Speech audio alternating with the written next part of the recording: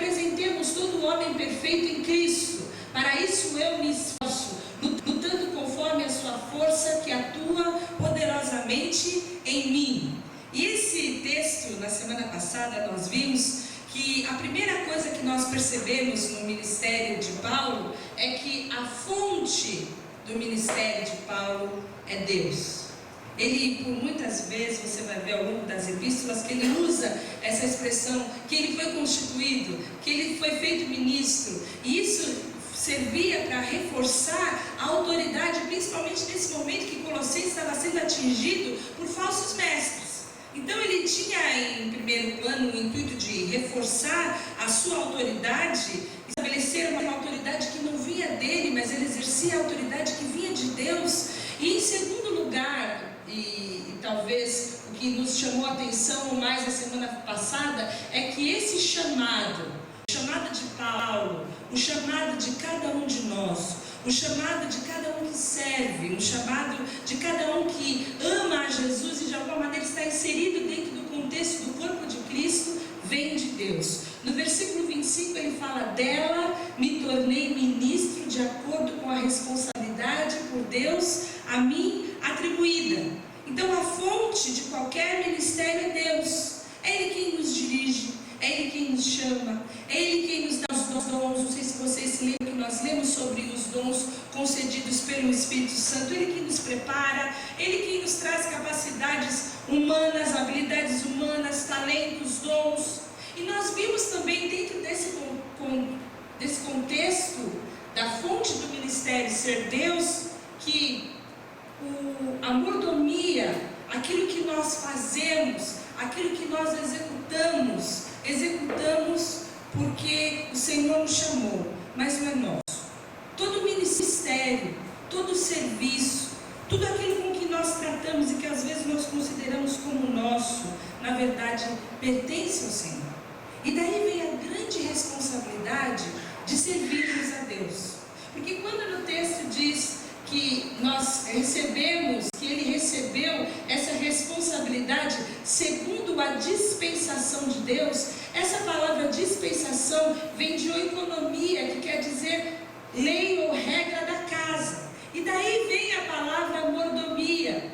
E a palavra mordomia significa você governar uma casa, governar algo que é de alguém. Por isso que nós trouxemos no estudo passado o conceito de que tudo que nós fazemos para o Senhor, nós fazemos porque pertence a Ele, é do Senhor. O ministério que você exerce na cantina, com as crianças, na portaria, na música, em qualquer contexto, ajudando a pintar, qualquer coisa que você faça, você faz isso porque foi atribuído, foi concedido a você, mas na verdade pertence ao Senhor. Qualquer ministério que nós tenhamos, todos os dons, todas as habilidades que nós temos, servem para que o Senhor seja exaltado. Há dentro de nós então uma grande responsabilidade de devolvermos em fidelidade aquilo que não nos pertence, aquilo que pertence ao Senhor. E em segundo lugar, na semana passada nós vimos, a mordomia cristã é o seguinte: quando você possui um dom vindo do Espírito, você possui algo que pertence a Deus. E na semana passada nós vimos, por último, o Espírito do ministério. Nós conversávamos sobre o Espírito que deve nos levar a servir a Cristo. Isso deve ser feito com muita alegria, sempre com alegria. Ele fala que o Espírito com que ele serve, com que ele executa, com que ele ministra, ele faz isso com muita alegria. Nós entendemos, irmãos, que a humildade é fruto dessa alegria. Ele fazia isso porque ele era humilde. Havia em Paulo um sentido de indignidade. Você se lembra aquele é o que fala: miserável homem que sou, quem me livrará do corpo dessa morte? Nós vimos na semana passada também outros homens que foram chamados como Moisés, que achava que tinha muita dificuldade para falar. Na verdade, os estudiosos dizem que ele era gago, e o Senhor então concede a ele, mesmo no meio dessa dificuldade, a unção necessária para que ele liberte o povo. Nós vimos Isaías, que diante da grandeza e do poder de Deus, ele fala: ai de mim que habito no meio de homens que têm os lábios impuros. E aí ele vai e recebe um toque com a ponta de uma tenaz, e ele inspiração fala com detalhes da grandeza do Messias que viria a ser conhecido por nós. Nós vimos Pedro também, que entendia a sua indignidade. E dentro desse contexto nós falávamos que a alegria para o serviço cristão é fruto de humildade. Quando nós percebemos que em algum momento em que nós perdemos a nossa alegria de servir, é porque talvez a gente esteja se achando demais, achando que a gente merece mais do que a gente tem recebido. Talvez merece um reconhecimento, mas quando a gente mantém como esses homens um senso de indignidade, um senso de pecado, um senso de inadequação para nós, se torna uma honra servir a Jesus. É uma honra ser escolhido, ter sido chamado, receber um dom do Senhor, poder exercer um talento, uma habilidade para que o nome do Senhor seja glorificado. E hoje nós chegamos no terceiro elemento do ministério de Paulo, que é o sofrimento. Porque o ministério não é só alegria, no ministério tem sofrimento também. Colossenses 1, 24 diz o seguinte: agora me alegro em meus sofrimentos por vocês, e completo no meu corpo o que resta das aflições de Cristo, em favor do seu corpo, que é a igreja. E talvez você pergunte, que sofrimentos são esses de Paulo? Nós vamos destrinchar um pouco sobre isso, mas inicialmente Paulo estava preso. No capítulo 4, versículo 18, ele fala: eu, Paulo, escrevo essa saudação de próprio punho, lembrem-se das minhas algemas, a graça esteja com vocês. No início do nosso estudo, nós vimos dentro do contexto histórico que ele estava preso em Roma. Ele era um prisioneiro quando escrevia isso. E dentro desse sofrimento todo que Paulo tem, há uma coisa muito interessante. Ele tinha uma perspectiva diferente a respeito da prisão dele. Ele não diz que ele era prisioneiro de Roma, ele diz que ele era prisioneiro de Cristo. Em Filemão ele fala: Paulo, prisioneiro de Cristo Jesus, o irmão Timóteo, a você, Filemão, nosso amado cooperador. Você vai ver que ele também entendia o propósito dessa prisão. A grande diferença de Paulo é que ele entendia que todo o propósito daquilo que ele sofria, das prisões, e a gente vai ver o quanto que ele sofreu, é porque ele tinha uma causa. E ele diz o seguinte no versículo 24: eu sofro isso em favor do seu corpo, que é a igreja. Depois você vai ver no versículo 23 de Filemão ele falando: Epáfras, meu companheiro de prisão, por causa de Cristo Jesus, envia-lhe saudações. E no versículo 29, pois a vocês foi dado o privilégio de não apenas crer em Cristo, mas também de sofrer por Ele. Ele entendia, Paulo, que o sofrimento que ele tinha era um sofrimento por causa de Cristo.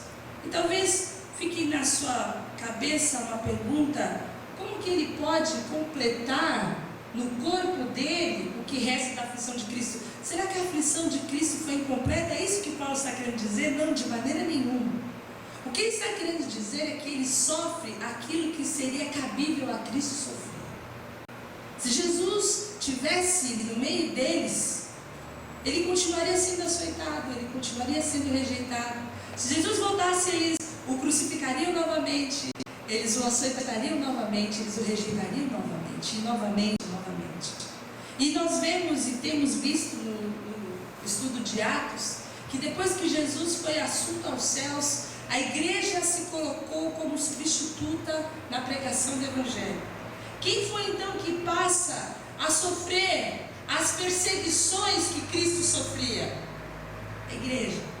E Paulo, por ser um pregador do Evangelho, sofre em si mesmo essas aflições que Cristo sofreu e que Cristo sofreria, e ele sofre isso por causa de Cristo. Nós sabemos que a igreja foi perseguida, que eles foram chicoteados, eles foram queimados em fogueiras, outros jogados em leões. E por que isso? Porque a igreja estava no lugar de Cristo. E Jesus já havia predito que isso aconteceria. Em Lucas 21, nos versículos 12, 16 e 17, nós vimos que Jesus fala: mas antes de tudo isso, prenderão e perseguirão vocês. Então os entregarão às sinagogas e prisões, e vocês serão levados à presença de reis e governadores, tudo por causa do meu nome. Por causa do meu nome. Depois, nos versículos seguintes: vocês serão traídos, até por pais, irmãos, parentes e amigos, eles entregarão alguns de vocês à morte. Todos odiarão vocês por causa do meu nome. E o que mais me chama a atenção é que Paulo salienta, no meio de todos os sofrimentos que Paulo teve, que ele não sofre por si mesmo. Ele não passa as cartas se lamuriando dos sofrimentos dele. Mas ele em todo momento aponta a Cristo como uma causa. Coloca Cristo e a igreja no centro do seu sofrimento. E ele expressa isso com alegria, como nós vimos. E nós vimos ele dizer em Gálatas 6,17: sem mais que ninguém me perturbe, pois trago em meu corpo as marcas de Jesus. Paulo trazia no corpo dele as marcas de Jesus. Cada cicatriz, cada marca, cada ferimento dos chicotadas que levou, cada pedaço de carne arrancado por aquelas pedrinhas das pontas dos flagelos, cada vez que ele teve um osso quebrado, dilacerado, porque foi apedrejado, cada vez que ele teve uma cicatriz pelas flagelações dele, ele considerava cada uma daquelas marcas como sendo marcas de Cristo. E ele diz em 2 Coríntios 11, traz um breve relato das coisas que ele já tinha sofrido. Eu não sei se você já conhece esse texto, mas Paulo fala o seguinte: trabalhei muito mais, fui encarcerado mais vezes, fui açoitado mais severamente e exposto à morte repetidas vezes. 5 vezes recebi dos judeus 39 açoites, 3 vezes fui golpeado com varas, 1 vez apedrejado, 3 vezes sofri naufrágio. Passei uma noite e um dia exposto à fúria do mar. Estive continuamente viajando de uma parte a outra. Enfrentei perigos nos rios, perigos de assaltantes, perigos dos meus compatriotas, perigos dos gentios, perigos na cidade, perigos no deserto, perigos no mar e perigos dos falsos irmãos. Trabalhei arduamente, muitas vezes fiquei sem dormir, passei fome e sede, muitas vezes fiquei em jejum, suportei frio e nudez. Além disso, enfrento diariamente uma pressão interior, a saber, a minha preocupação com todas as igrejas. Esses eram os sofrimentos que Paulo se alegrava em ter por causa de Cristo. Sofrimentos externos, que nenhum de nós nunca sofreu, e os sentimentos internos, a preocupação, aquilo que movia o coração dele, o cuidado que ele tinha com as igrejas. E por que isso, irmãos? Por que ele sofreu dessa maneira? Porque ele tinha uma causa. Ele tinha uma causa. Ele lutava por uma causa. Eu tenho visto um seriado 24 horas, não sei quantos irmãos conhecem, do Jack Bauer. E ele faz parte da CTU, que é um núcleo antiterrorismo. Então todos os seriados, todos os episódios giram em torno desses terroristas. E descreve de uma maneira até detalhista as atrocidades que esses terroristas são capazes de fazer, de cometer, porque eles têm uma causa. E como eles estão dispostos a viver, morrer, matar e destruir por conta dessa causa que eles defendem. E nós não fomos chamados para roubar, matar e destruir, porque quem faz isso é o inimigo, é o diabo. Nós somos chamados para ter vida e vida em abundância, mas de maneira prática nós temos vivido essa vida por causa de Cristo.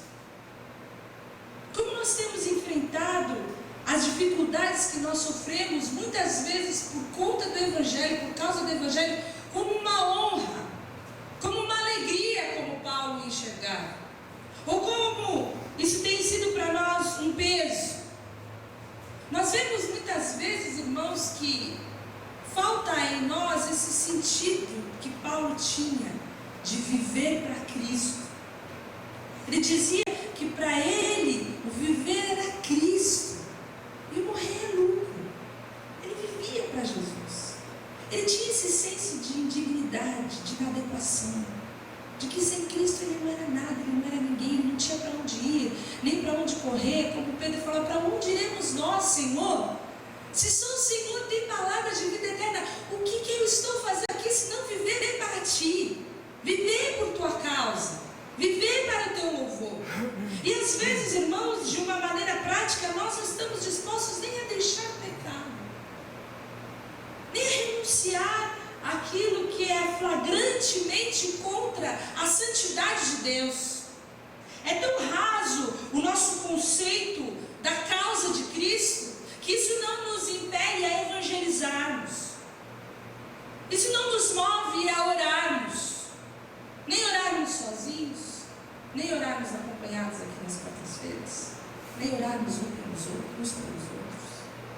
É tão frágil o nosso conceito da causa de Cristo, que nós não temos esse clamor de renunciar à nossa carne, renunciar ao nosso conforto, renunciar às nossas coisas e considerar, como Paulo fala, tudo o esterco por causa de Cristo. Esses sofrimentos de Paulo nos mostram que nós deveríamos ter uma causa para a qual nós pudéssemos viver ou morrer. E que causa seria essa, senão Cristo?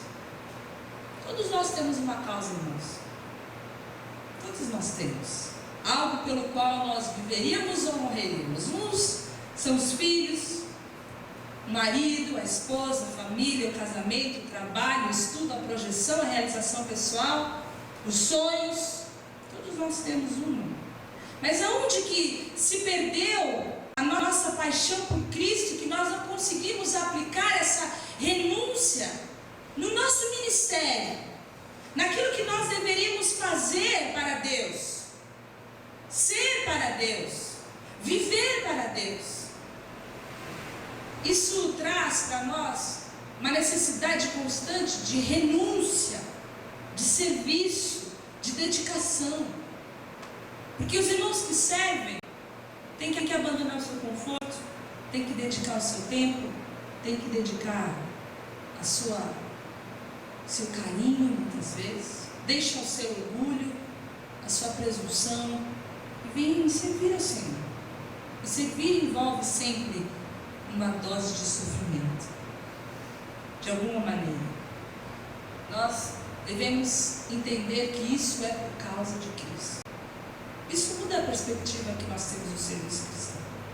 A gente pararia até de reclamar quando a gente tem que fazer a parte do outro, que não faz direito a parte dele. Porque a gente está fazendo para ele, e nem para os outros, e nem para a gente mesmo. A gente está fazendo para Jesus.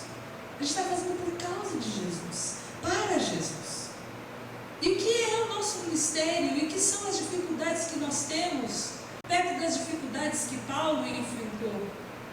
Paulo fala: agora, compelido pelo Espírito, estou indo para Jerusalém sem saber o que me acontecerá ali, senão que em todas as cidades o Espírito Santo me avisa que prisões e sofrimentos me esperam. Todavia não me importo, nem considero a minha vida de valor algum para mim mesmo, se tão somente puder terminar a corrida e completar o ministério que o Senhor Jesus me confiou, de testemunhar do Evangelho da graça de Deus. Ele não considerava a vida dele valiosa. E quando nós entendemos esse chamado de Deus, quando nós entendemos que a alegria para servir depende de nós termos essa humildade, esse senso de inadequação, nós privilegiamos qualquer tipo de sofrimento que possamos ter na nossa caminhada, por entendermos que Ele nos traz uma perspectiva diferente do serviço cristão, nos traz uma perspectiva diferente do chamado e do valor que nós damos ou para as nossas vidas ou para o serviço que nós fazemos para Deus. Paulo, nesse momento, traz algo muito importante. Ele fala o seguinte: eu não considero a minha vida de valor nenhum para mim mesmo, mas a minha prioridade, o que eu quero, o meu desejo, a minha finalidade é terminar a corrida e completar o ministério. E esse é o próximo elemento do ministério de Paulo que eu quero ver os irmãos. Porque o versículo 25 fala: dela me tornei ministro de acordo com a responsabilidade por Deus a mim atribuída, de apresentar-lhes plenamente a palavra de Deus. Havia uma finalidade para o ministério de Paulo. Ele não considerava a vida dele valiosa para ele mesmo, desde que ele pudesse completar a corrida, desde que ele pudesse entregar a palavra de Deus, apresentar a palavra de Deus de forma plena, de forma completa. E essa é a finalidade, esse é o escopo do ministério de Paulo. E esse deve ser também a nossa finalidade, a finalidade do nosso ministério, fazer o que Deus nos chamou para fazer, usando o máximo do nosso esforço, colocando ali todas as nossas forças, todos os nossos recursos, para fazer o melhor para Deus. Assim como o ministério dele era apresentar a palavra, ele queria fazer isso de maneira plena. Tudo que nós venhamos a fazer para Jesus, por causa de Jesus, irmãos, deve ser o nosso melhor. Deve ser aquilo que nós melhor podemos oferecer para o Senhor. E nós entendemos que para isso, nós precisamos de um foco. E Paulo tinha um foco. Paulo entendia que ele tinha uma carreira, ele tinha um alvo.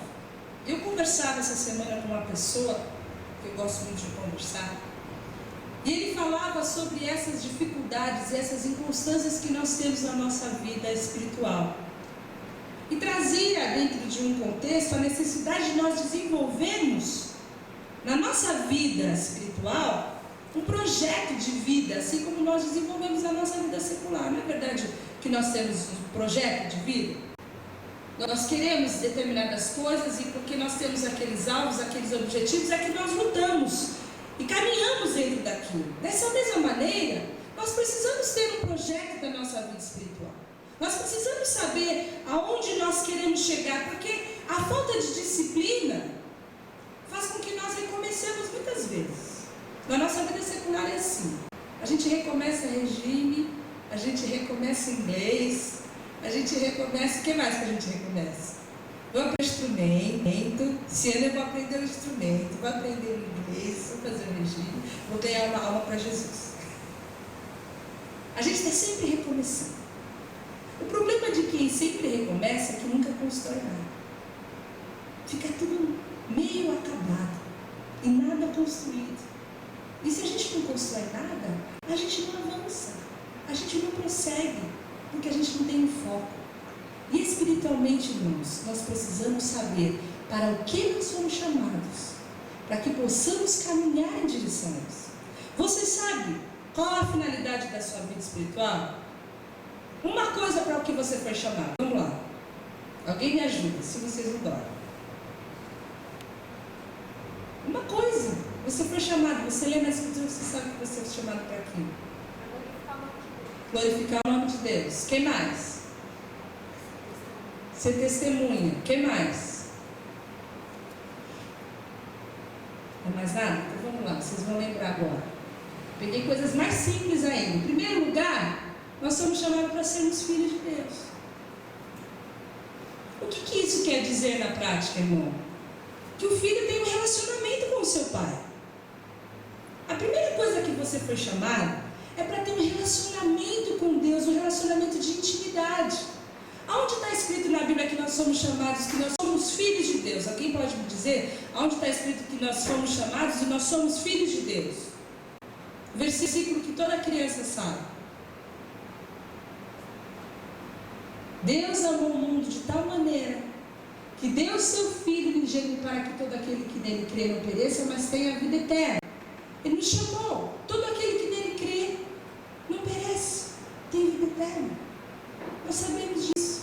Para que mais Deus nos chamou? Para sermos uma família.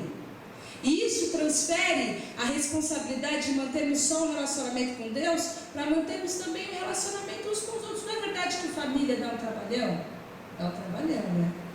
Você tem que amar, você tem que servir, você tem que cuidar, você vai amparar, você vai educar, você vai ensinar, você vai estar lá para chorar junto, para sorrir junto. Família é relacionamento. Algumas famílias têm um relacionamento ruim, mas nós somos famílias de Deus. Então, o nosso relacionamento em Cristo vai ser um relacionamento bom. E onde está escrito que a gente vai ser uma família? Está escrito em Romanos 8, 29. Pois aqueles que de antemão conheceu, também os predestinou para serem conformes à imagem de seu Filho, a fim de que ele seja primogênito entre muitos irmãos. Ele é o Pai, nós somos os irmãos, e Jesus é o nosso irmão mais velho. Nós somos chamados para sermos corpo. Nós vimos isso no último estudo. E isso não diz respeito só a uma relação de amor, agora vai um pouco mais além, fala sobre nós termos um cuidado em servir uns aos outros. Nós somos chamados, vocês são o corpo de Cristo e cada um de vocês individualmente é um membro desse corpo. Existe uma responsabilidade de cada um de nós de servirmos ao corpo de Cristo. Nós somos chamados para sermos filhos, para sermos família, para sermos corpo, para sermos edifício. E quando nós falamos sobre sermos edifício, irmãos, nós falamos que existe uma responsabilidade, uma composição minha no crescimento, na edificação dessa igreja. Por quê? Porque se eu pegar essa parede e quiser arrancar um tijolo, eu vou fazer um rombo muito grande. Porque dele dependem outros tijolos que estão ali inseridos. Por isso que Deus nos fez corpo. Porque nós estaremos interligados, interrelacionados uns com os outros. E da nossa soma, da nossa unidade, vai haver a sustentação do corpo de Cristo. Se eu tirar um, com ele vem mais os 2, 3. Esse é o sentido de sermos corpo. Mas a pedra principal não sou eu nem é você. A pedra principal, a coluna, o que segura esse edifício é Cristo. Isso está escrito em Efésios 2:22. Neles vocês também estão sendo juntamente edificados para se tornarem morada de Deus por seu Espírito. Nós somos a morada de Deus.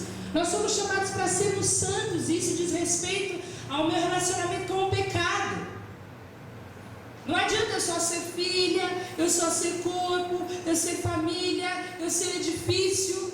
Eu devo ser santa também, separada, longe, distante, com a minha vida sendo edificada pelo Espírito, a fim de que eu gere o fruto do Espírito.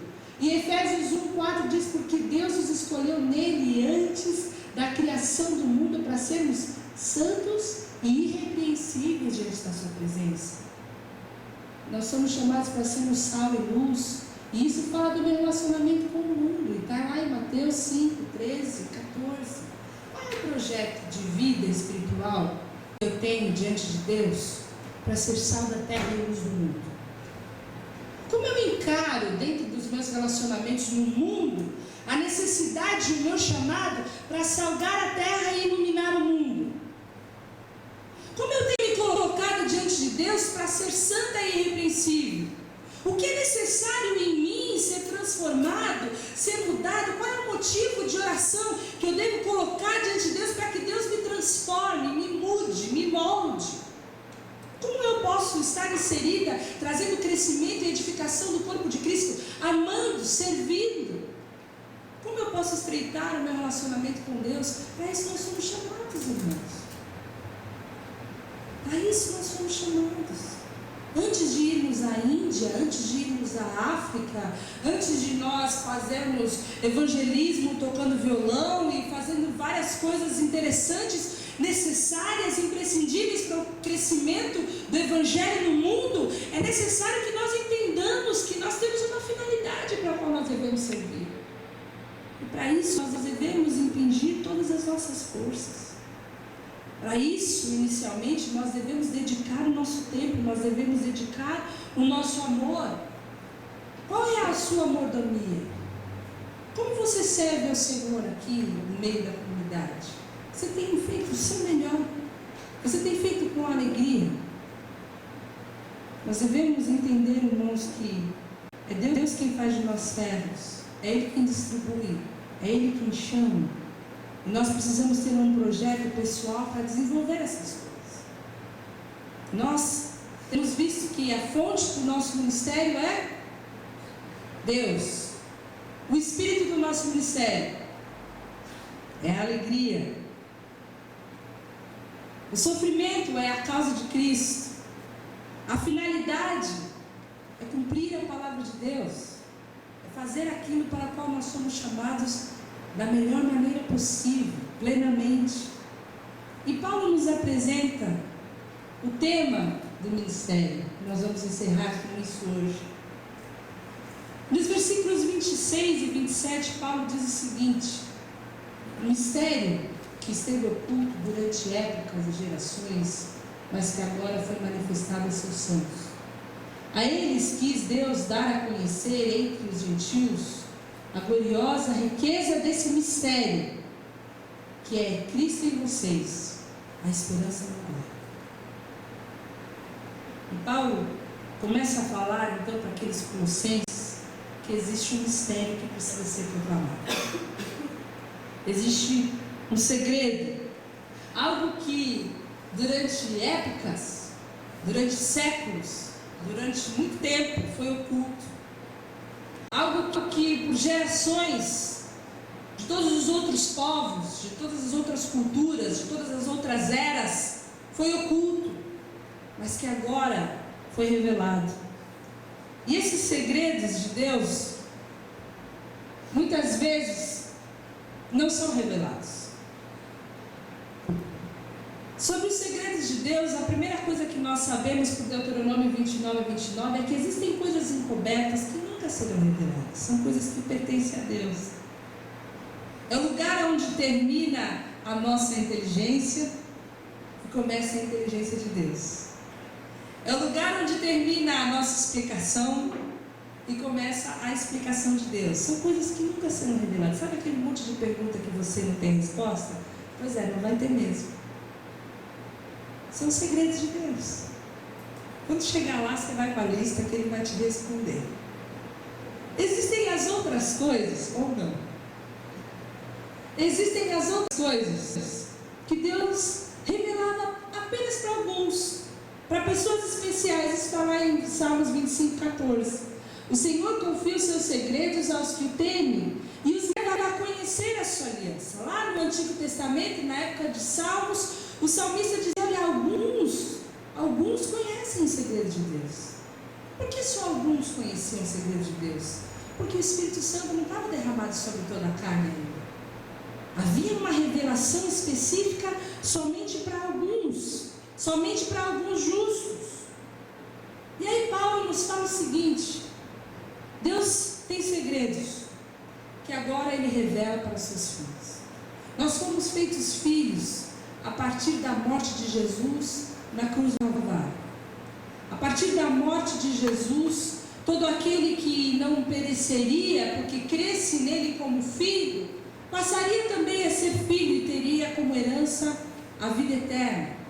A partir de Cristo, nós passamos a conhecer alguns dos mistérios de Deus. E aqui Paulo nos apresenta um mistério, um segredo de família, algo que estava escondido no passado, algo que não era inteligível no passado, mas que agora é revelado no Novo Testamento, é revelado através de Cristo. E qual é essa revelação desse mistério? O versículo 27 diz: a eles quis Deus dar a conhecer entre os gentios a gloriosa riqueza desse mistério, que é Cristo em vocês, a esperança da glória. E a primeira coisa que nós vemos como um grande mistério revelado, um mistério que nas outras eras não foi possível compreender, é Cristo encarnado. E nós vamos chegar lá em Colossenses 2, mas o texto diz no versículo 2, 3 e 9: esforcem-se para que eles sejam fortalecidos em seus corações, estejam unidos em amor e alcancem toda a riqueza do pleno entendimento, a fim de conhecerem plenamente o mistério de Deus. Qual é o mistério de Deus? A saber, nele estão escondidos todos os tesouros da sabedoria e do conhecimento, pois em Cristo habita corporalmente toda a plenitude da divindade. Havia algo que no Antigo Testamento os judeus não podiam conceber. É a ideia de Cristo, a ideia de um Messias, um receptáculo de toda a sabedoria, de todo o conhecimento, de toda a plenitude da divindade, nascer homem, nascer bebê, se fazer um homem nascido lá em Esse era o grande e primeiro mistério que estava escondido, que Jesus Cristo, nele habitava corporalmente toda a plenitude da divindade. Ele era o grande mistério de Deus.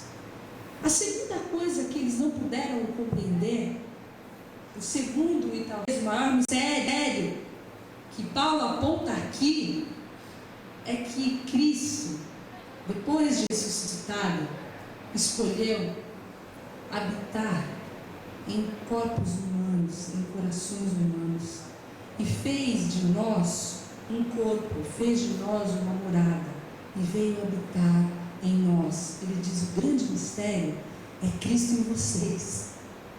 Esse é o grande mistério. É eu e você nos tornando o templo do Espírito Santo de Deus, nos tornando o lugar da habitação de Deus. Isso, irmãos, nos remete ao Antigo Testamento e todos aqueles livros que traziam todos aqueles detalhes a respeito do templo, a respeito dos sacrifícios, a respeito da arca, do Santo dos Santos, do átrio, e toda a espiritualidade relacionada àquilo se referia como sombra a eu e você, sendo o templo do Espírito Santo de Deus, sendo um lugar da habitação de Deus. A arca do tesouro, que representava a presença de Deus, era uma sombra da presença de Deus quando 2 ou 3 estão reunidos em seu nome, de forma que o que eles ligam na terra é ligado no céu. Isso é tremendo se nós entendermos que quando Jesus Cristo morre, ele rompe o véu do templo de alto a baixo, abrindo o acesso para que eu e você sejamos feitos sacerdotes diante de Deus e possamos habitar plenamente na presença do Senhor. Esse é o grande mistério, irmãos. Isso é o que eles não podiam entender, isso é o que eu também não consigo compreender. Como nós, dentro das nossas indignidades, somos feitos sacerdotes para habitarmos, entrarmos na presença do Senhor. Todo aquele sacrifício, todos aqueles rituais, todas aquelas cerimônias serem uma sombra do único sacrifício perfeito de Jesus Cristo na cruz do Calvário. Todo aquele sangue derramado não é mais necessário, porque o sangue de Jesus nos purifica de todo pecado. Não mais o pecado daquele momento, mas o pecado de toda a nossa vida. Nós somos feitos limpos diante de Deus. Essa era a coisa que os judeus não podiam entender. O terceiro mistério que os judeus não podiam entender é como que as riquezas da glória desse mistério se tornaram acessíveis para os gentios. Eles podiam até compreender que o Messias era o Messias de Israel, que toda essa dádiva, que toda essa coisa boa, todo esse ministério da reconciliação de Jesus pudesse ser aplicado entre o povo de Israel, mas os gentios, eles não têm promessa, eles não têm esperança, eles não têm vinculação nenhuma com o Messias. E essa é a grande riqueza. Essa foi a grande riqueza da glória pregada, esse foi o grande mistério pregado por Paulo, que o mistério revelado não é apenas para os judeus, mas também para os gentios, porque ele veio para o que eram os seus, mas os seus não o receberam. E todos nós que hoje o recebemos, somos feitos filhos de Deus. E essa é a nossa riqueza, irmãos. A nossa riqueza é que Cristo está em nós. E a nossa mensagem, o tema da nossa mensagem é que Cristo está em nós. A nossa mensagem para o mundo é que Cristo quer vir habitar em você. Cristo vai trazer das suas riquezas para você. E Paulo esmiuça isso um pouco mais em Efésios 3, versículos de 3 a 6, ele fala: isto é o mistério que me foi dado a conhecer por revelação, como já lhe escrevi brevemente. Ao lerem isso, vocês poderão entender a minha compreensão do mistério de Cristo. Esse mistério não foi dado a conhecer aos homens de outras gerações, mas agora foi revelado pelo Espírito aos santos apóstolos e profetas de Deus, a saber que mediante o Evangelho os gentios são co-herdeiros com Israel, membros do mesmo mesmo corpo e co-participantes da promessa em Cristo Jesus. Somos nós, irmãos. Somos nós que, por causa do Evangelho, somos feitos membros do corpo de Cristo e participantes das promessas de Jesus. Nós não tínhamos essa esperança, mas por causa de Jesus, judeus e gentios são feitos cordeiros. Cristo em nós. Cristo em nós. Isso quer dizer que nós não estamos presos a esse tempo, nós não estamos presos a um tempo, a um horário.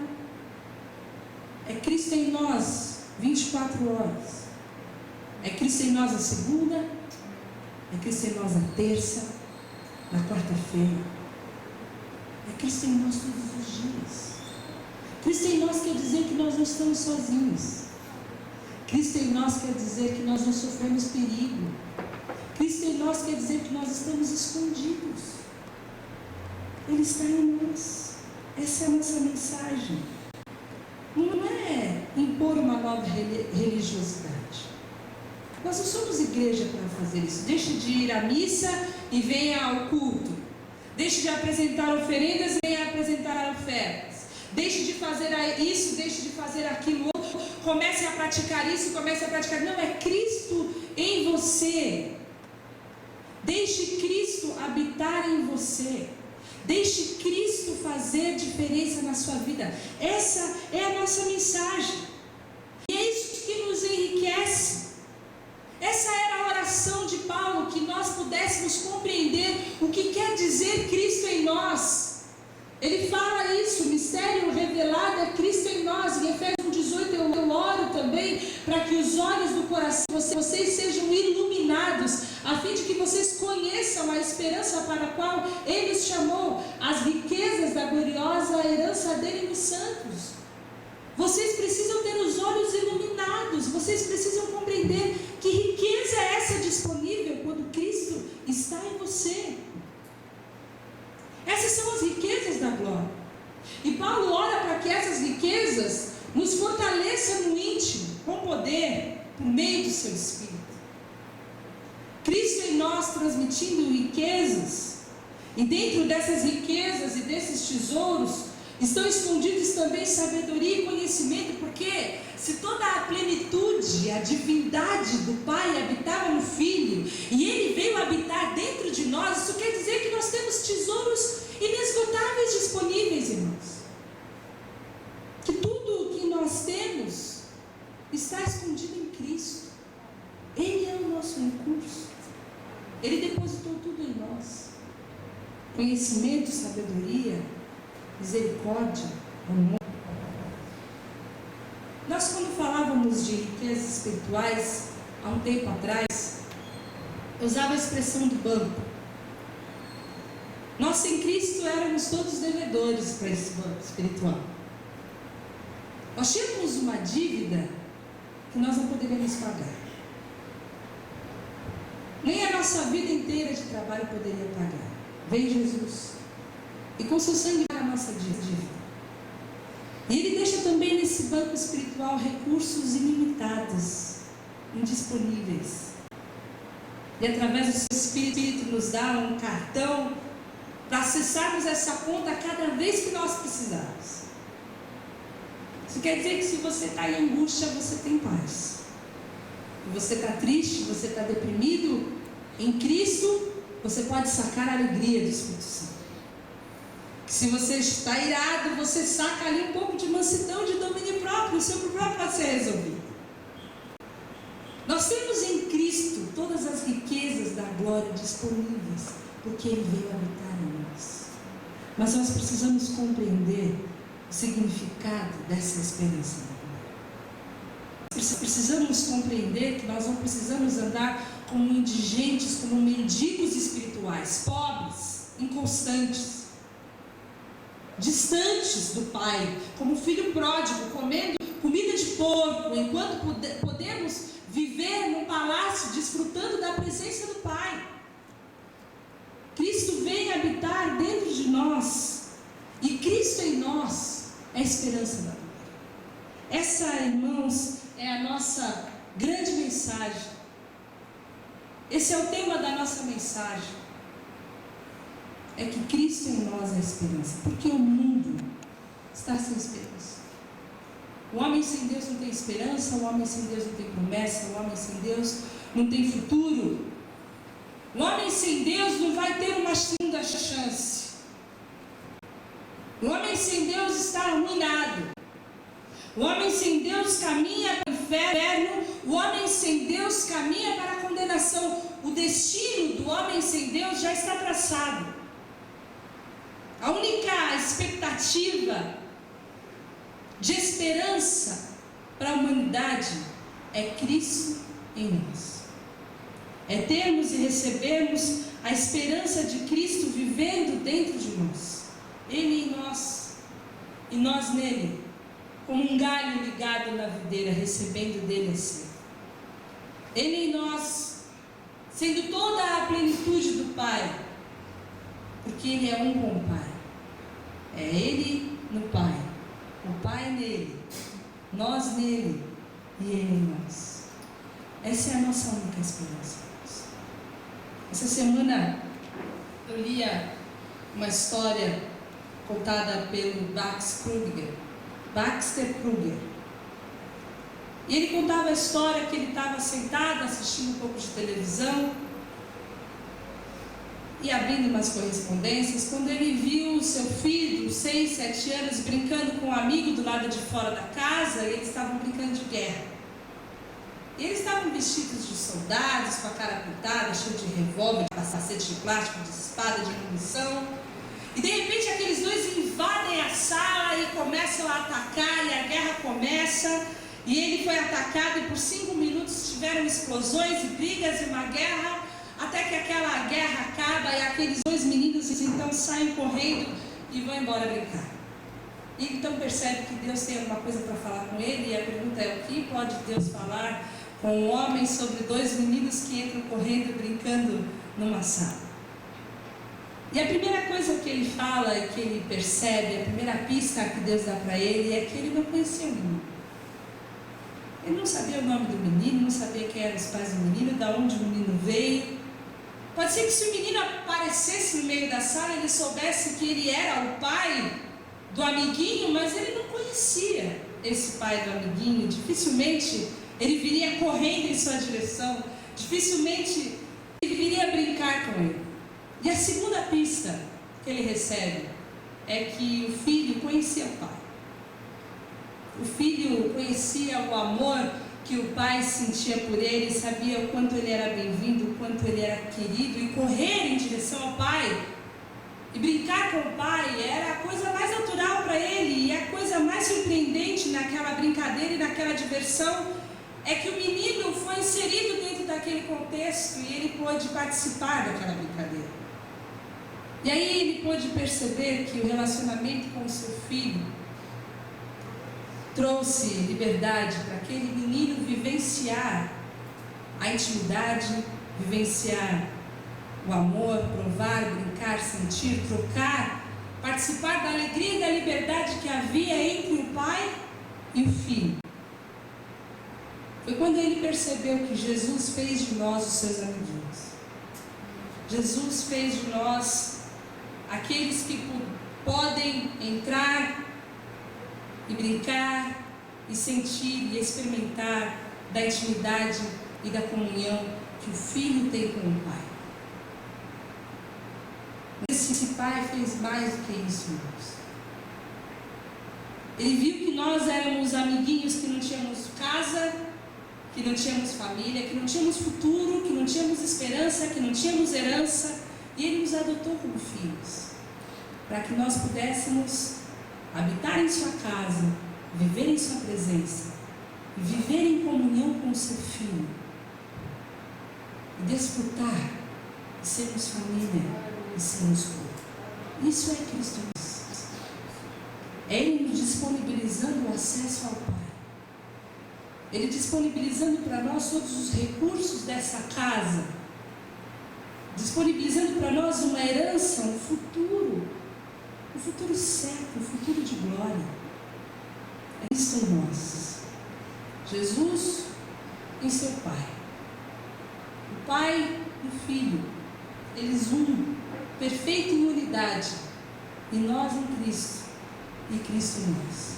Essa é a esperança, irmãos. Esperança para as nossas vidas. A esperança da glória para o mundo e para a humanidade. Vamos louvar o Senhor por isso. Levar essa mensagem para o mundo, que nós temos acesso ao Pai por meio de Cristo Jesus, o nosso Senhor. Amém? Essa é a nossa mensagem. Nós não precisamos pregar usos e costumes, nós não precisamos pregar um código de conduta. A esperança para o mundo é Cristo em nós. Amém, irmãos? Senhor, nós te louvamos pela tua palavra. Te agradecemos por Jesus. Te agradecemos pelo acesso que nós temos às riquezas da glória. Te louvamos, ó Deus, por essa mensagem, por esse mistério que hoje nos é revelado pelo teu Espírito Santo. Nos ajuda, Deus, a desfrutarmos das riquezas que estão em Cristo. Nos ajuda, Deus, a vivermos uma vida plena, a vivermos uma vida cheia do fruto do Espírito, a vivermos uma vida completa, a vivermos a vida de Cristo em nós, a vivermos a vida de esperança, a vivermos a vida que o Senhor tem preparado para nós como filhos, como família, como corpo, como edifício, como santos, como sal, como luz, como ministros, Deus, como mordomos, como servos.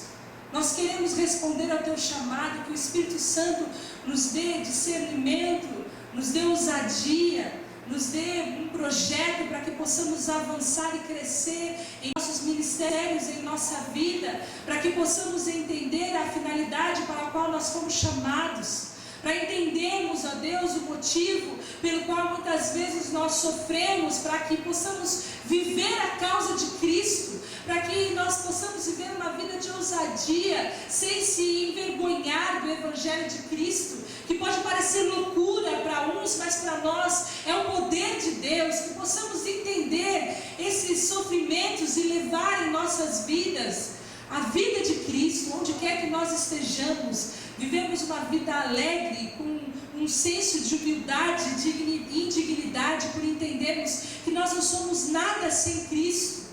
E mais do que tudo, entendermos que nós não te escolhemos, mas foi o Senhor quem nos escolheu.